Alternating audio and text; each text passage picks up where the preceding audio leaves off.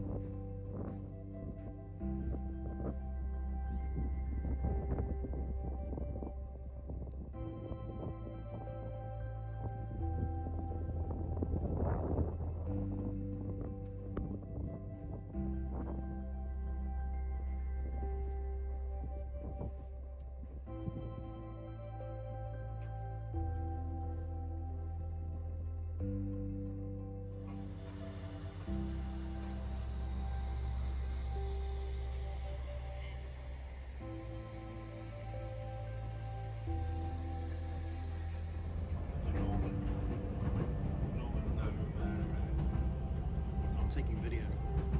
Oh, I see.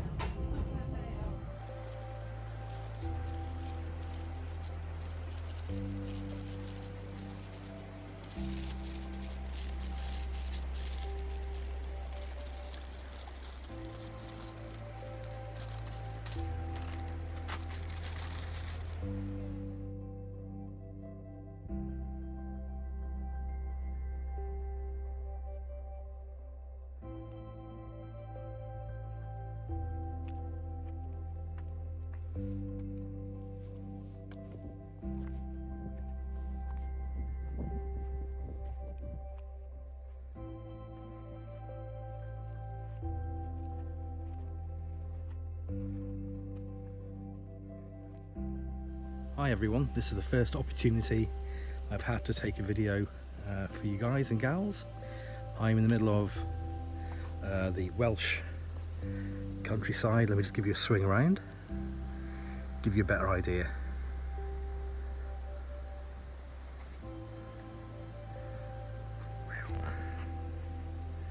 Yeah.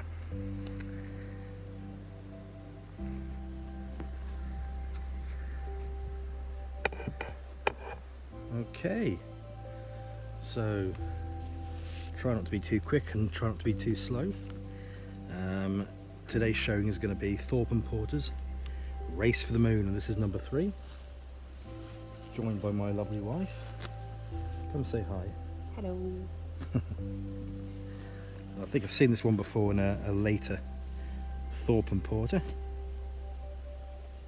That's terrific. Inside there is definitely no Marvel stuff. Plenty of Charlton. There may be some Timely.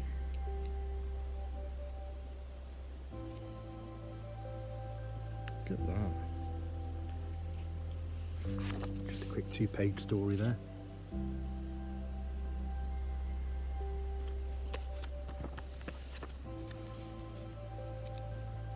Let's have a little look. Oh, that definitely looks like Jack Kirby. I think. Anyhow, see what you think. Looking at the ladies' faces that Jack Kirby draws, very similar, and especially the weaponry. So I'd pretty much say that was Jack Kirby drawing that. Bless you, darling.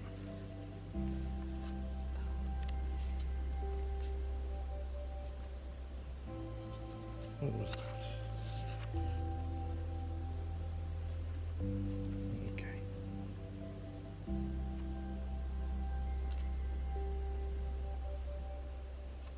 Lovely. Anyhow, nothing particularly of interest on the back. Just gently put that down there and head on to Race for the Moon, number 4, the very next issue.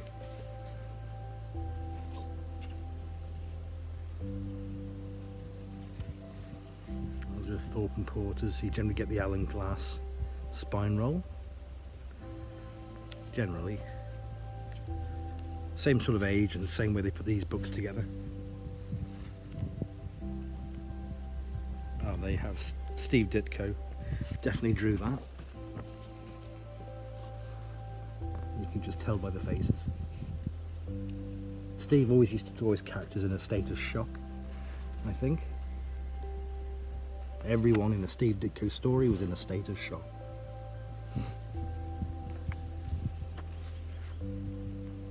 And I delineate that with Jack Kirby's art by Jack used to draw the most gorgeous women and fantastic space monsters.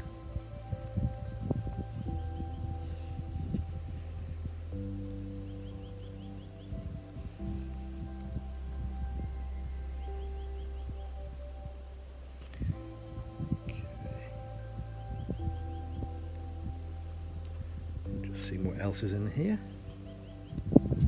I think a mix of Charlton stuff as well.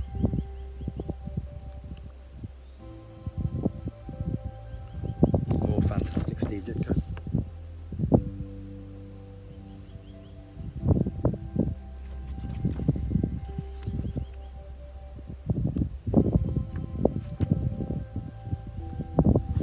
I was going to do this video on the train getting through here, but I thought it can't be that popular. In a way, there's going to be some carriages that were empty, but no, didn't get the opportunity. This is Race for the Moon number 10. Got a bit of something nasty on the cover there. It's almost like a cover peel.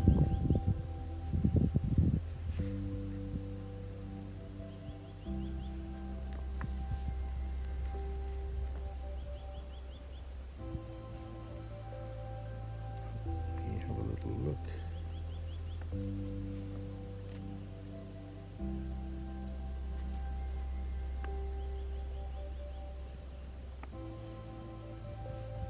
know I say almost every video, but now that you can see it in black and white, you can see all the detail that the artist put into their work. Such incredible detail. When you think that everybody was on a deadline to get the comics out, how much time they slaved away over one page. I think Kirby put out something like 16 pages per day.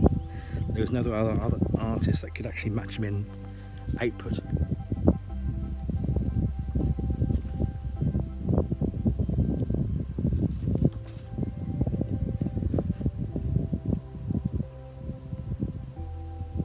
There we go, look at that.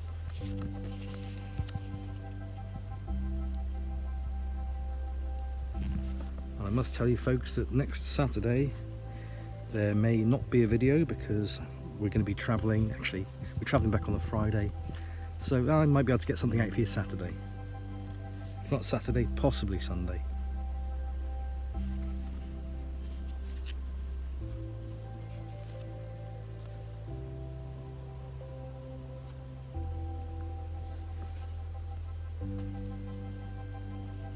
So be careful because some of this is just coming away.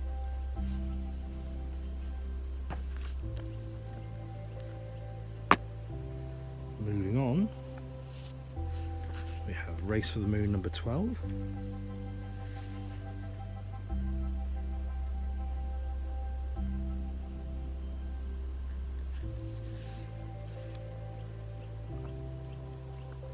I think next week I'll be back to showing you some more Alan Glass. But as I took a week's break, I thought that do something a little different. Steve Ditko. Again.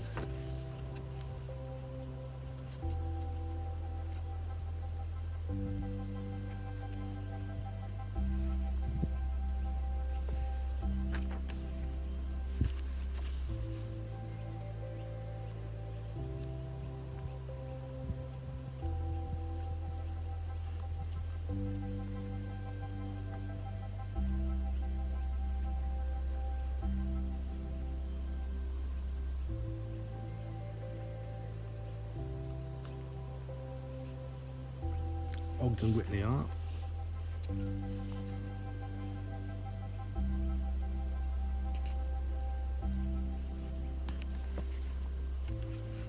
It just shows how desolate we are here.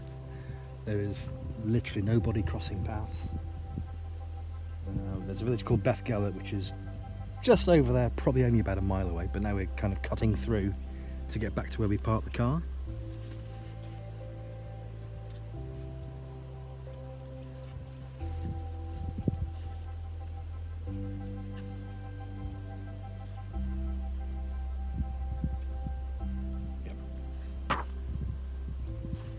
By Paul Ryman. A little bit more simplistic to how Steve Ditko and Jack Kirby did their stuff. And the last one for today. Oh, no, sorry. I forgot. I thought I'd do 6 today, not 5. So this is the penultimate one. This is Race for the Moon number 16.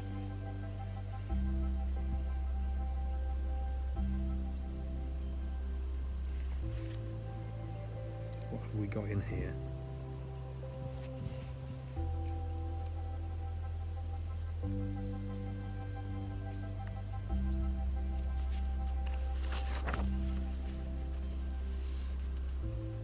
This has got to be a first for me, showing an almost random selection of comic books in a desolate field in Wales. I think you should get it. What am I showing?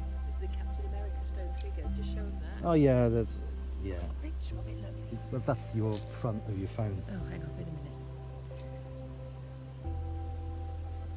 There it is.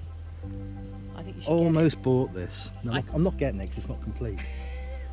Almost bought a Captain America garden figurine. That's Tremedog Garden Centre. Tremedog Garden Centre, but I decided not to get it, even though it is plainly Captain America, because they've ditched the wings on his head and there is no shield. I think it could be a run of the day a bloke though. No, dressed as it's got to be right. It's got to be right. Otherwise I don't get it. good. It's also £25. Look at this, more beautiful Steve Ditko. He also did a lot of his characters, as I'm sure you know, where he really undershadowed the eyes to make them deeper and more, what's the word I'm looking for? I don't know, there's a certain type of feeling, a manner.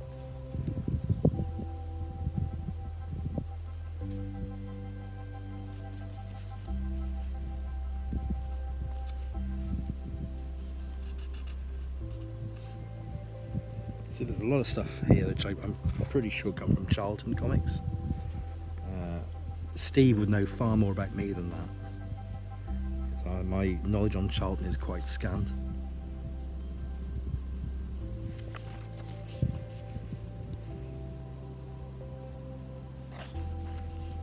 Lovely. The last one for today.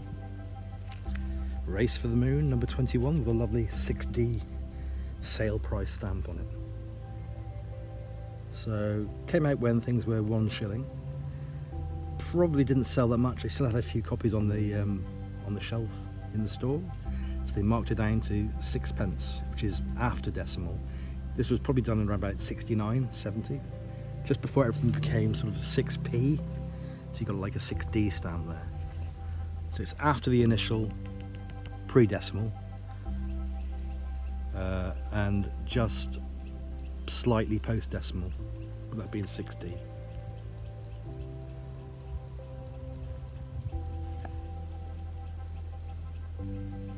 Just pull back a bit there. Apart from that, well, I like these stamps when you can find them. I don't particularly like the standard Thorpe Porter T&P stamps. They're just dull, in my opinion. Here, look at the detail.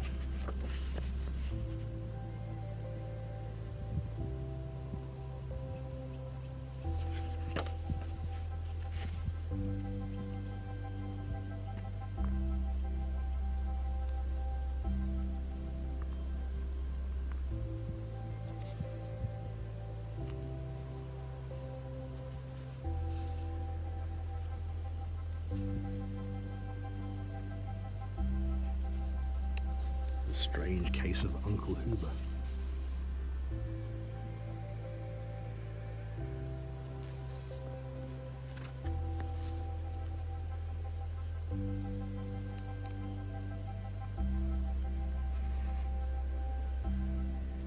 The hidden talents of Archie Warple.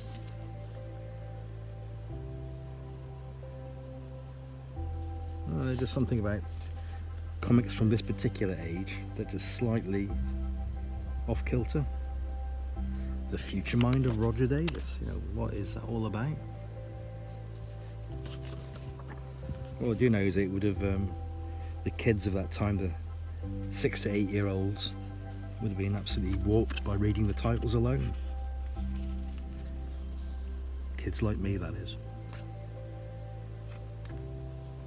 And there we go. So that brings the end of today's video. Sorry for the lack of video earlier in the week, but I've always sworn to always try to get you a video out at the earliest opportunity if I can't get them out to you over any weekend. I will always do my very best. Thanks for watching. If you've liked what you've seen, please click like, please comment, and by all means love you to subscribe. See you next time round.